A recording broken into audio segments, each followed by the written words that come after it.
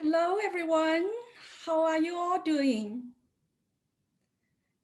I just would like to thank San Diego Book Arts, Lori, our magnificent membership chair, for her wonderful support, for connecting all the artists together, both in our book arts group and also beyond. It's just been tremendous. I also want to thank many of my teachers here. I just noticed Al Rodriguez just spoke, Mhm. and Gina is my teacher, and just so many wonderful people in the organization. I am a fairly new member. In 2021, I'll be starting my fourth year as a member of San Diego Book Arts. And what I'll be demoing today actually came out of a workshop that I attended at Gina's house, where Sharon Miguel shared her technique of pounding plant materials directly on paper underneath paper towel. So that got me, that was last November, I believe, at Gina's home. So as soon as I heard about that technique, I ran back home. I drove back home and started pounding. So you'll see some of the examples later. I'll show you. And other inspirations also coming from my background in literature, love of the natural world, and also really respect, want to carry on some of the indigenous traditions that where people live really close to the land, make use of everything that grows in the land, return everything to the land. So I love that philosophy and practice. And also, to some extent, to a great extent, I'm also greatly haunted by what we make, what we produce that cannot go back and biodegrade naturally. So that just got me interested in how I would be able to transfer the rich and vibrant colors that I see in the natural landscape in the work that we do as artists. I'm going to divide my demo into three parts. First, I'm going to show you some of this, how I did thread. So I have been dyeing thread with the natural materials. Could you see? So first, I'm going to just show you some of the thread I've dyed. This starting this summer. One day I was just working outdoors, and I said, "Oh, why not?" And I've been buying thread online for bookbinding. Some of the colors when they came was not what I expected. So I said, "Why don't I start trying?" So here you'll see this is raspberry, one raspberry, a small raspberry. Here, this is made of apple leaf, one or two leaves, dyed. And here it's black sage. This is Concord grape. This is a hibiscus flower, a pink hibiscus flower. So I hope you could get a sense of the kind of colors that you could get. And then I also tried another good color is this calendula flower. And for generations, since ancient times, it's been prized as a dye, as a material for dye. So you could also try yellow and orange and other colors. So those are some of the things that I tried.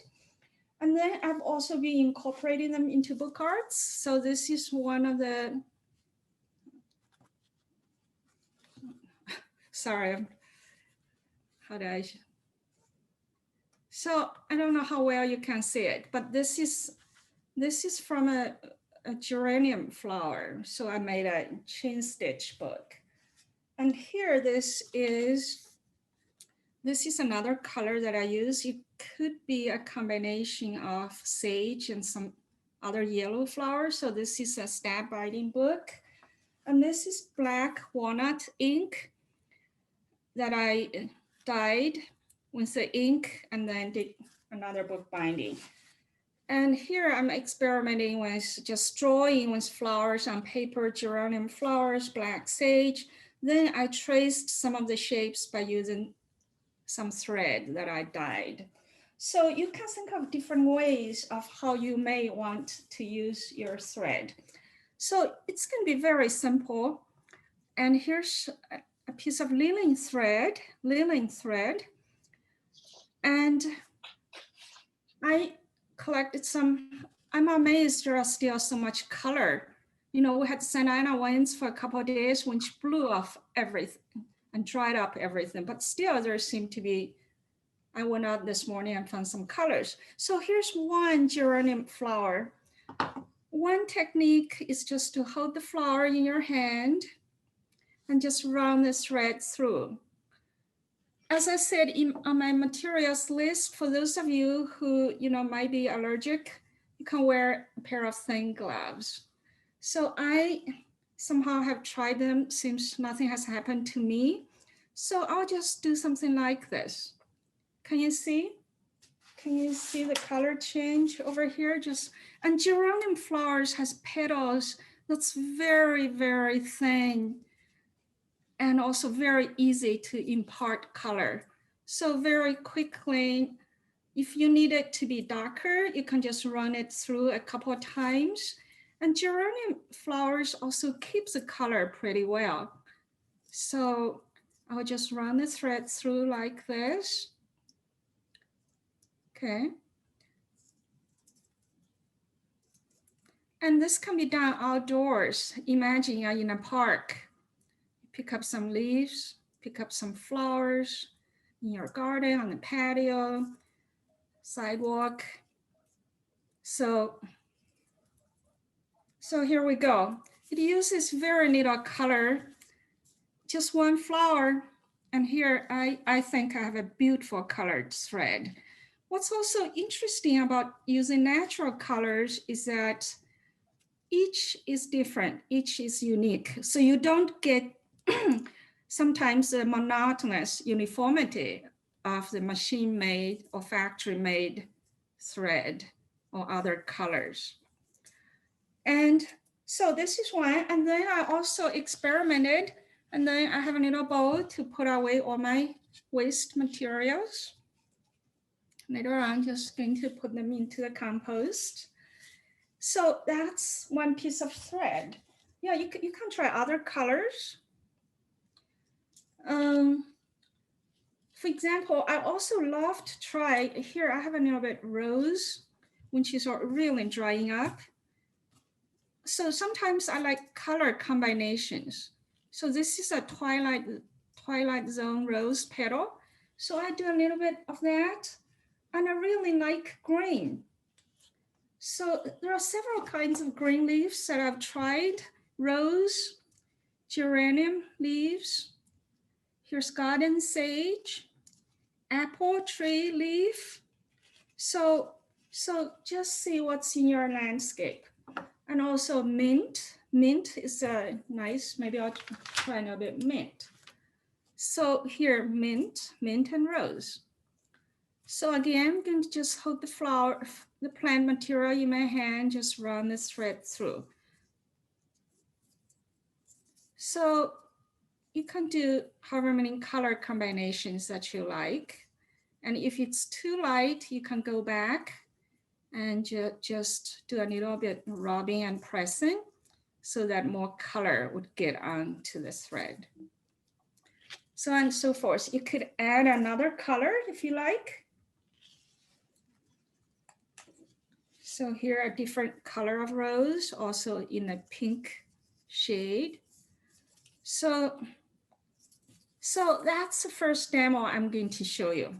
So you can continue with different color combinations and finish with your thread. Do you need a couple minutes just to try this out? Well, maybe all of you are already doing it. So we can just continue then and finish it. Finish what you have. Just try one or two pieces of thread. So I'm going to try a little bit yellow on this thread.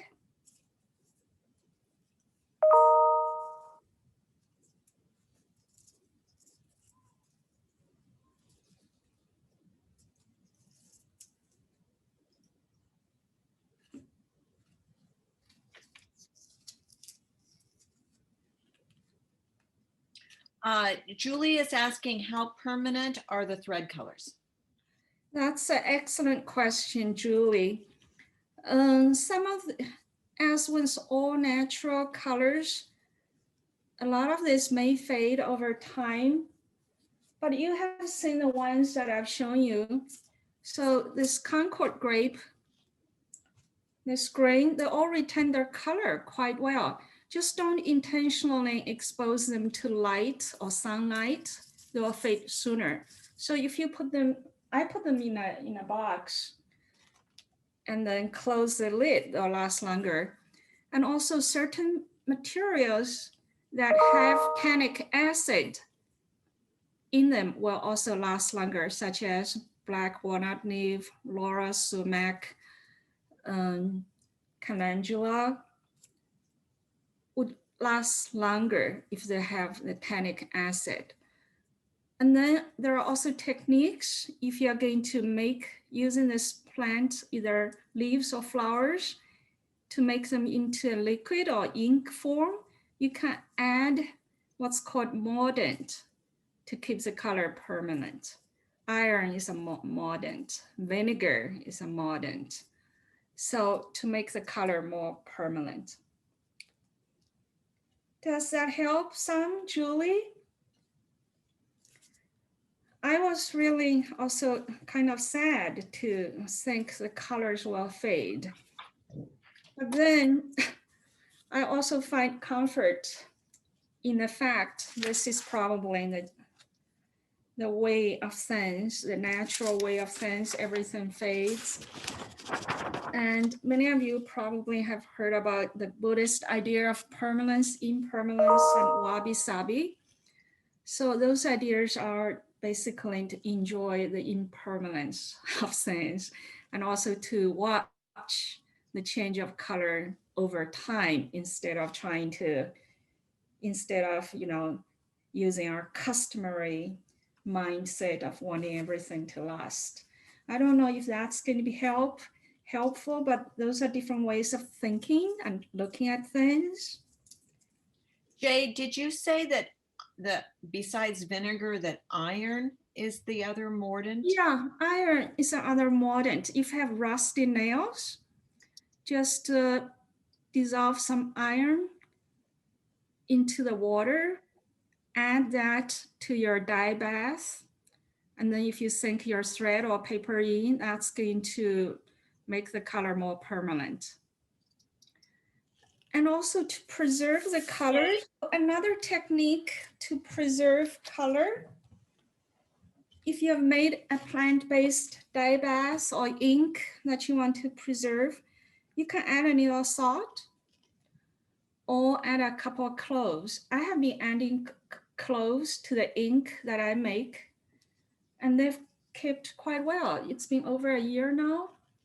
So they still kept really well. There was no mold growing, even in room temperature. I kept some in my fridge and then left some just in room temperature in my kitchen. They have so far stayed really well. If mold grows, just swap the mold out. So you're saying cloves, the things that The whole clove that you make your apple cider, hot apple cider, or your condiments. So just 2 pieces of cloves into your small bottle, and then it helps preserve. And also you can either use that or you add some salt or vinegar.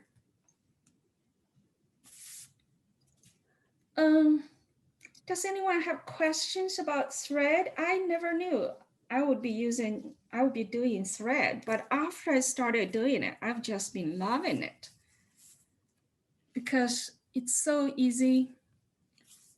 And if you are going to using stitching to write words on your pages, you can have the color that you desire or what plant is meaningful to you. I love to use native plants. I love to use medicinal plants, plants that have certain cultural meanings. So you can add that dimension to your work. Julie is asking what the weight of the thread is. I'm using 3-ply, 35 millimeter. Is that called 35 mm? I've tried different ones. I've used 3-ply, 18, 30, 35. So the higher the number, the thinner the threads are. So this is what I just did. Just a very beautiful, subtle colors. And the geranium really keeps well, the color. Does anyone have other questions?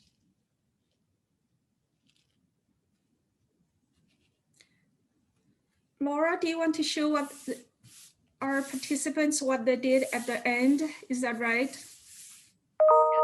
Have them show what they've been doing. We'll wait and do that at the end of the demo. Okay, so is everyone ready that we move to another demo?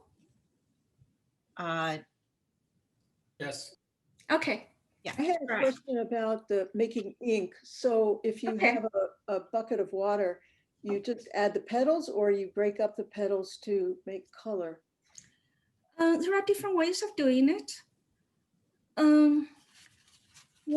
So there are 3 ways to extract, 3 or 4 ways to extract color. You can soak these petals in cold water, put them outside, you can use, the suggestion is to use either glass or stainless steel. So you can pre-soak these materials. I just collected some peach leaves that's turning orange and red. So that's all dried up. You can use fresh or dried, soak them in water until the colors are saturated. You can put under the sun, just cover it up with a thin layer of cloth, muslin, and then let it condense to the intensity of color that you would like. So that's cold method. Or you can also put in a little pot with water, just have enough water to cover your plant material. And you can boil it, bring it to a boil, then turn to medium to low heat, and then let it boil to your desired intensity or density. Does that make sense? And what we are doing now, we didn't use water, we didn't soak the colors. What we are doing now, I found there's a word for it, which is called direct application. So here we are directly applying the colors to our thread and paper. Julie and everyone, does this help some? Or are there other questions? Thank you. Thank you. Thank you. All right. So let's now try something else. So as many of you know, many of you are also part of the Probably Shelter in Place, our collaborative artist book project. That happened this summer. That's when I started to experiment with color. So I'm just starting. I didn't quite know what project I'll be working on, but I was just wanting to test color. So this is a piece of paper. This is something like the Japanese rice paper for calligraphy. It's very thin. So I just rubbed fresh mint on it. So you can see basically just a horizontal movement. Holding mint leaf on paper, just swipe through it, sweep through it, rub across the length of the paper. So what about this one? This one also has a lot of texture.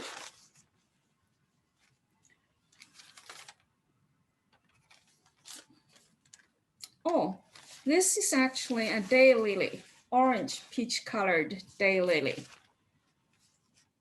And this one, you can make different shapes. I was doing swirls on this one. And this is geranium flower. Okay, so those are some of the things I've been trying in the summer. So I did just wanting to test what the color is like. This is wine raspberry. can you see my screen all right? Mhm.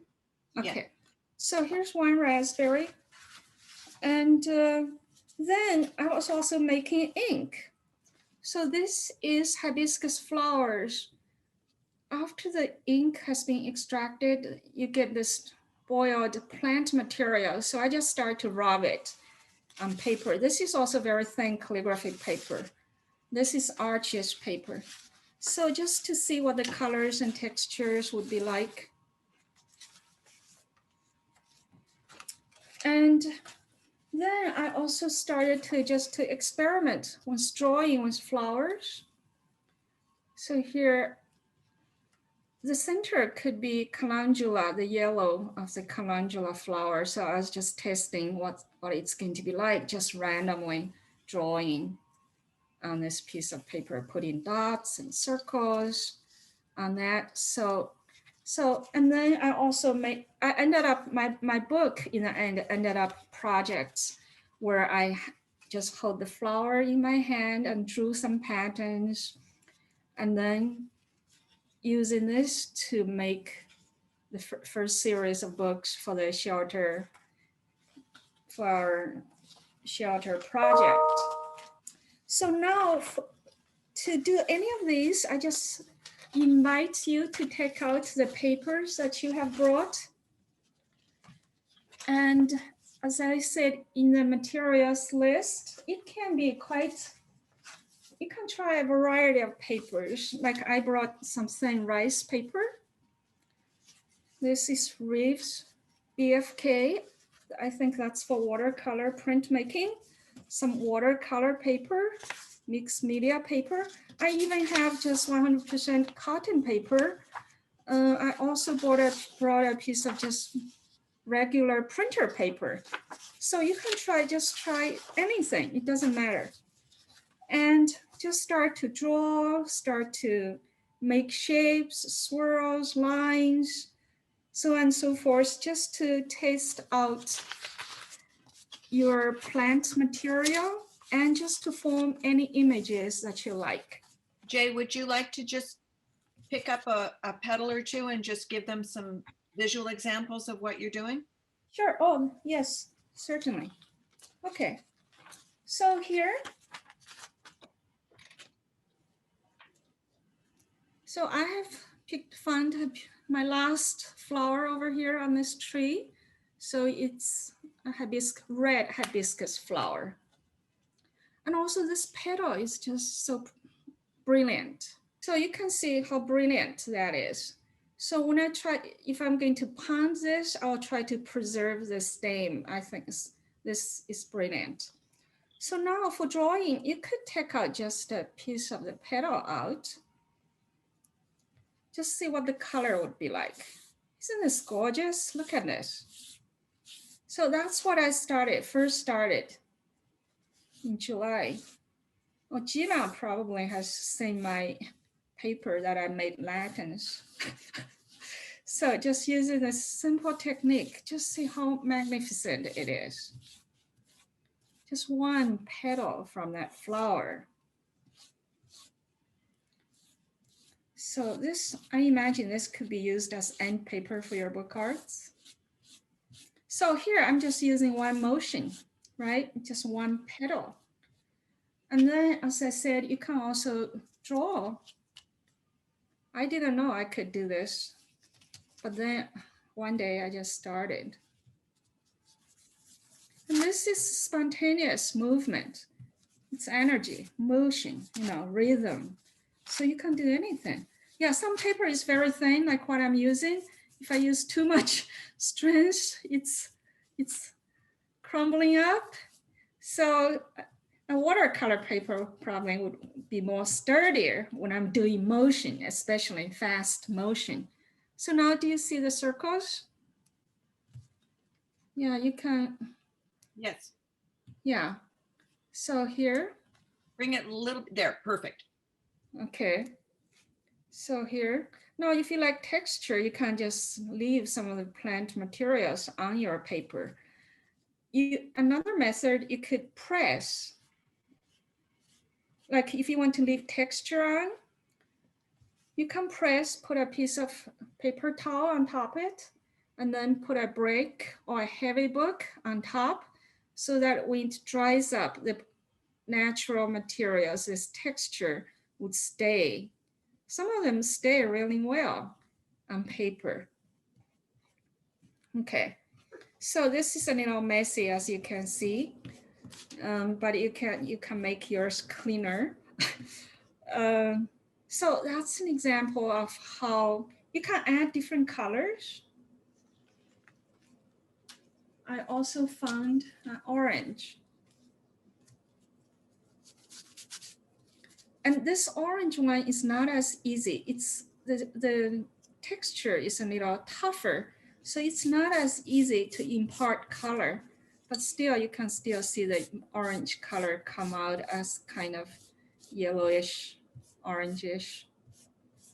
So you can enhance your paper with different colors. And this is also very much like writing or painting.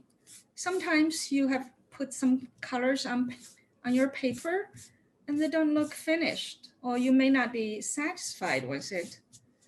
But you can keep coming back to it, add different elements to it, change your composition, revise your composition. So those are some of the additional things you can do over time, either in days or weeks, so on and so forth.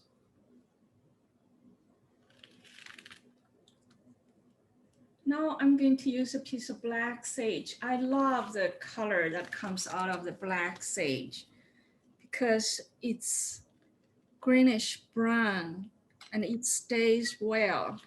Black sage is a natural material that grows in our native plants in our Southern California landscape. I would like to imagine it as a background color for many of my books and if I need a background, I would like to use that too. So I love the green brown of the black sage. I love the smell as it crushes on paper. And I've used it on thread as well. You have to press a little harder on the black sage for the color to come out. Here I'm only using one leaf. Already I see beautiful color coming out. Jay, Maria is asking, do you treat the paper afterwards or just keep it like it is? I just keep it as it is, but I could go back to add some colors just depending on how you want to use it. Other than that, I don't treat it with any chemicals or other materials. I haven't. Maybe I could try doing that in the future. Like I have taken an eco printing class where you do treat paper before you dye it.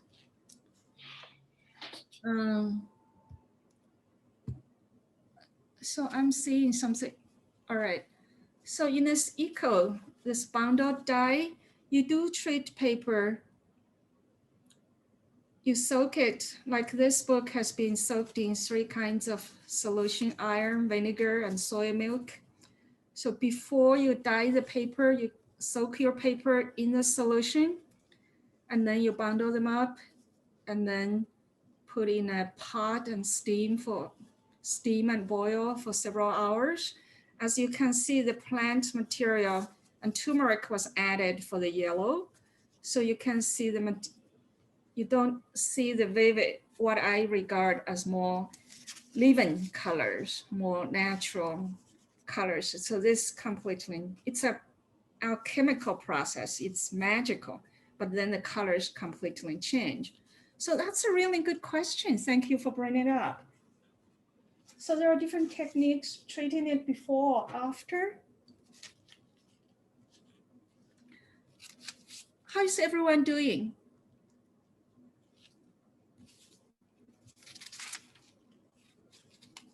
Maybe we can start the pounding. All right, so that will be our last project. As I have shown you, a friend of mine gave me this beautiful hammer about 20 years ago. I knew I'm not a handy person. I never knew I would make any use of it until Sharon Miguel told me about this pounding. So I love it. I kept it. Or you can just find a rock anywhere. This rock has worked for me, so you can see some colors already on it. And Laura Moorhead taught me about using rolling pins. So I've used her technique to make some bookmarks, just putting flowers on paper and then have my rolling pin run through the paper. The color came out really nicely and very natural. It has a natural flow, almost like rivulets, like small streams and rivers, you know. So that's cool. I love the idea that I shared that with you, but I don't remember knowing that. Yeah, I was asking everyone, in addition to hammer, what other tools could we use? You said, oh, rolling pin. Okay. So I made use of it. So this is pounding. I told you the story about Sharon Miguel, Sharon at Gina's home, pounding. So I came home that night and I found my hibiscus flower. So this is the first piece of pounding that I did. I think it still retains a beautiful color. A year and several months later. And this is on watercolor paper. So I was naive and lucky to have used a nice watercolor paper for this. And this is a rose. Pounding, this is pounding. Another geranium, I'm sorry, hibiscus flower. I put many colors on this piece of paper and started to pound. Here, I was trying to compose something, I don't know what yet. So far I've done 3 things to it.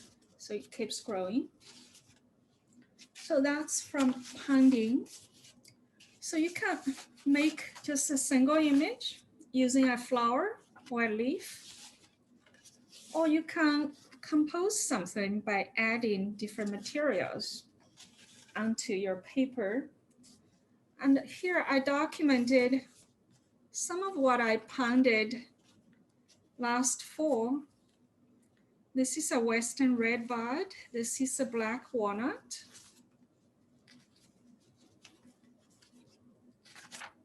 There's a brilliant ginkgo leaf. This is an amazing loofah squash flower, a tiny flower, but that's so rich in texture and color. And this is another hibiscus flower, and so on and so forth. Some native plants. This is a sage, black sage. This is a plant I don't know the name of that I picked up from the sidewalk. This is our magnificent California oak. So those are single images just from one material. So now I'm going to just quickly show you how I might be doing this. As I said, just now I used two petals from this hibiscus flower. Now I'm going to pound it. And you can arrange the way that satisfies you. Slanting, if you want to catch this brilliant gold sparkles. So you can arrange it any way you like. And for a flower that's really, the petal is so thin, if you punch directly on it, it may break apart. So if you still want to keep the shape, I would suggest you use the technique that Sharon Miguel has used, which is to put a piece of paper towel on top of it. And as you pound, keep in mind the structure. Do you want like the stem to come out? I normally love the stem to come out. Normally the stem is really long. So just think about the shape of the flower and look at the formation of the petals. So if you want to quickly draw an outline, I normally would just get my outline of the stem. So I'm tracing that, kind of gently locking. I also love the brilliant gold petals. I want it to stay on my paper. So I make sure to just do this. So I get my outline, the structural shape, part of the structural form. And then along the edge of the petals,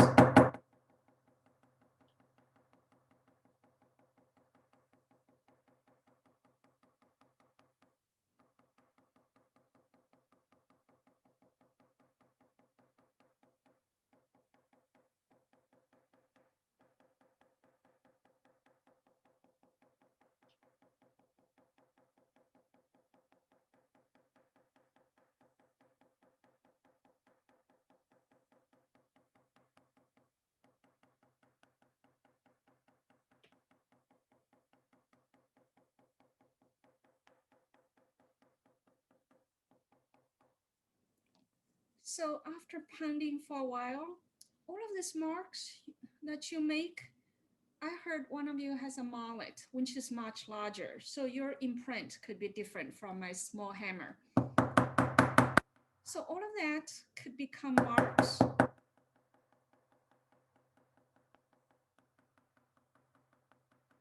And you can see how easily this very thin petals of the hibiscus flowers imparts color on the paper that you put underneath, as well as on the paper that you use to cover the paper.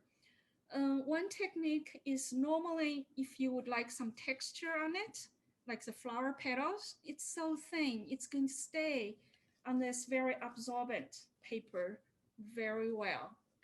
So you can put a piece of brick or a book on top of it, have it stay overnight. The next morning, peel it off, and you can scrape off some plant materials and leave some just to your satisfaction. And that's going to be looking very different from the speckled look we're looking at now. Since I'm doing this demo, I want to show it to you. So I'm going to lift it up now. So you can see some petals are bright red. Can you see all right? Yeah, some of the petals are bright red. They stayed right there. And then I have some green left over here. And then, you know, these little marks that came at a place where there were no plant materials. So you can just see the mark of the color. It almost feels like, I don't know, a bird track, you know. So that's what yours could be like. So here you have created an image. You can, there are so many uses you can make of this.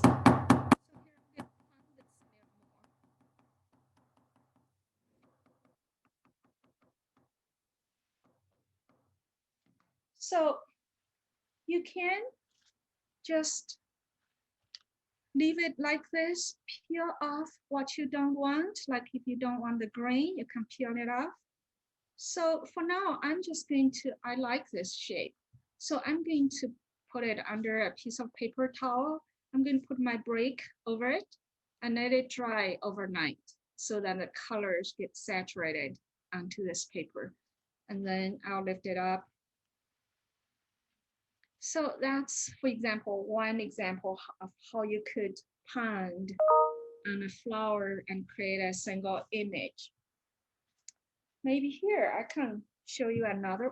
Do you want another demo or are you eager to start? I think yes. one more demo would be lovely. Okay, so here's another magnificent plant that's very drought tolerant. It's garden sage. I love the shape. I don't know how to show you. I love the shape of this flower. I mean, of this sprig. Can you see all right? Yes, yes. Yeah, Uh, it has a stem, then it has a few leaves. So if you just set it on paper, and also there's the front and back of the plant, right? The leaf, the front and the back. The back side has more veins and grains and such. So if you put the back side on paper, you're going to get more marks and structural images. So here, I'm just going to, I also, as I said, I love the stems. So maybe I'm going to just arrange it on my paper like this. And here I'm going to put, again, this is very brittle. The sage leaf is very brittle. So I'm going to just put it on my paper like this. And I'm going to cover again with my,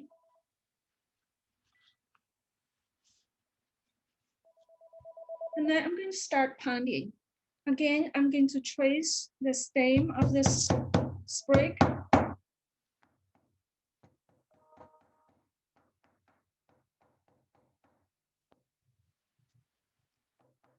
Then I'm going to move on to the structure, the leaves and the structure.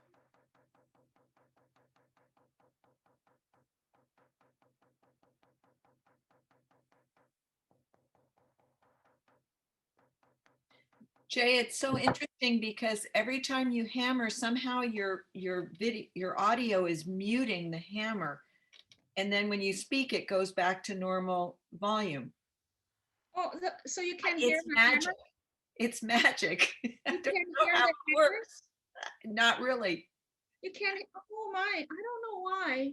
It's fine. We can see you hammering. It's just funny that it's muting the sound of the hammer. Oh, and then you can also lift up, if you can't see the shape of your leaves, you can lift up your paper and see where you have pounded, if you want to pound more.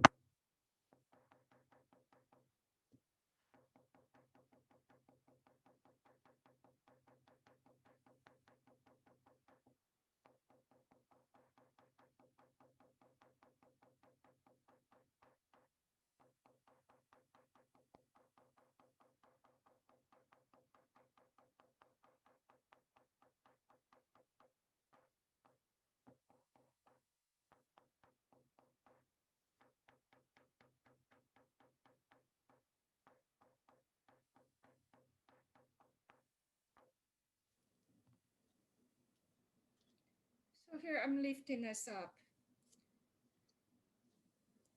So here you can see, I don't know how well you can see it, but I love it. It's I beautiful. love how it's not uniform, how this is brown and rich, this is darker grain, lighter grain. And I don't know, it's magical to me, and you don't need a factory to produce any of that. So here I have made two. So I think this would be really easy to do. And sage, both the black sage, garden sage, imparts color really well, really well. And now if you can't see real closely, can you see more closely now? Move it a little bit closer to you and to the center of your, there. Now, So you can see the texture. yes, beautiful. Yeah, you can see the texture. Yeah.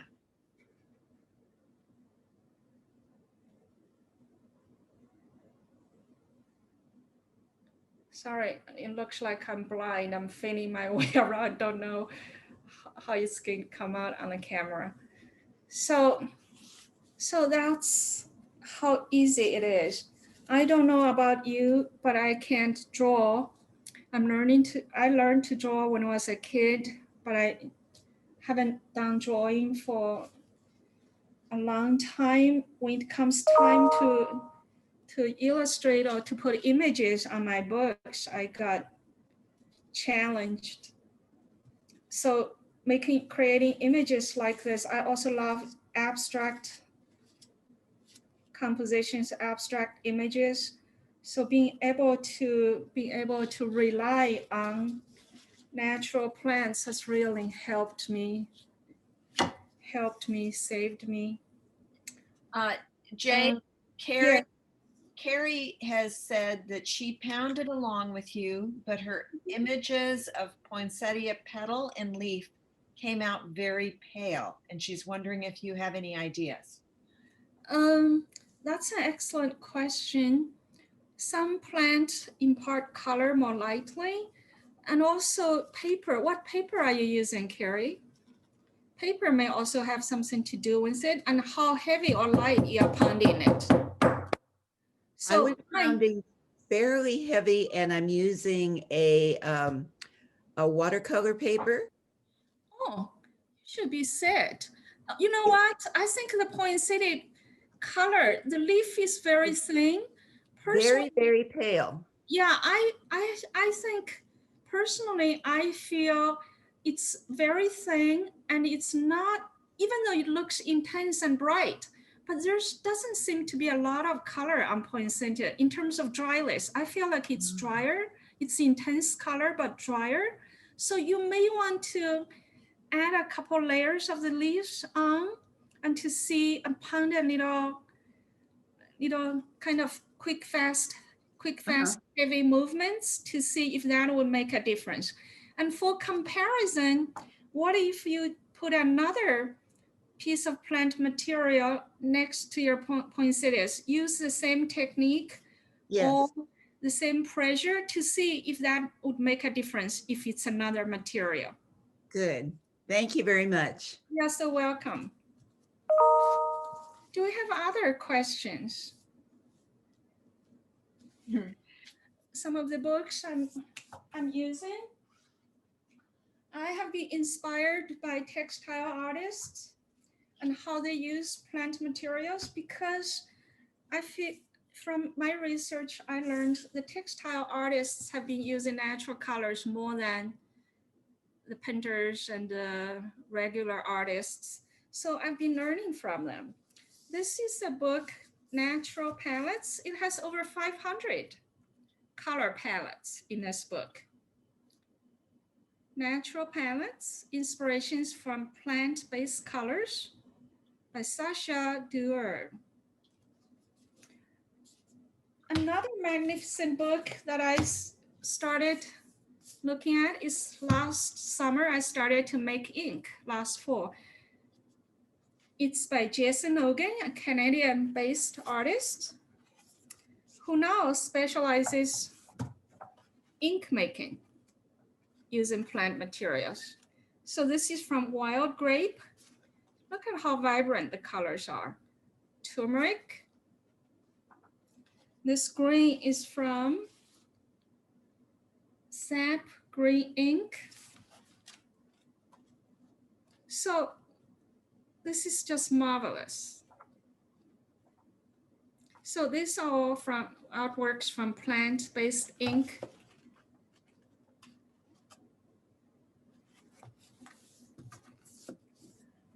Another book which covers things that's going to be helpful for us, because it shows how you can use botanical inks and making inks that squash or watercolor.